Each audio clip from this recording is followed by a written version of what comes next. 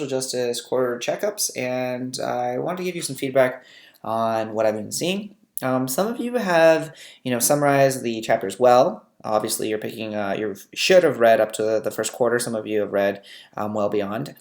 That's okay. So your summaries need to be approximately 300 words, is what I had said, and then you need to respond also to the question, right, which is looking at what is your social justice issue, and kind of what are your feelings towards that. How does it make you feel? Okay, so this is Aubrey's example. So good job, Aubrey. This is her summary up to about here.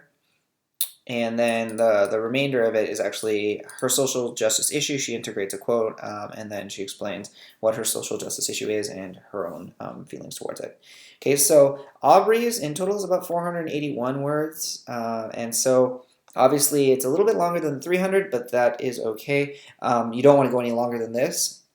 But you also don't want to go way under 300 words. So in looking at a few of your chapter summaries, they are, in the 150, 200 range, and that is probably not enough detail really for me to be able to identify whether you understand not only the book, but also the issues that are being raised. Okay, so again, 300, 350, that's kind of the sweet spot in terms of word count. Not much more than that. Okay, so again, 480 this is like the length that is pretty good. Okay, so what is good about this social justice check-in? Well, first of all, she goes into the summary of her book, or the first quarter, right? She tells me that she's reading The Chosen One. She tells me about what the plot's about. Okay, 13-year-old girl Kyra and her brothers and sisters, which range in age from 18 months to 17 years old. Okay, and then she goes into kind of like her own feelings towards how the social justice issue arises in her book. Okay, so the social justice issue that is being raised is women's rights. Okay, so she tells me at the end, but reading this paragraph, it already indicates it. So I'll just read you the passage. Okay, so she talks about her feelings. So while I was reading the quarter of this book, a few words that really stood out to me. The few quotes that really stood out to me. The first was a horrible thought that runs through Kyra's mind.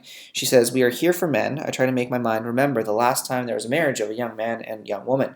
I can't think of any. Not for a long time. It seems like all the old men are marrying young girls like my uncle and me." And she gives me the page number and then the author's last name.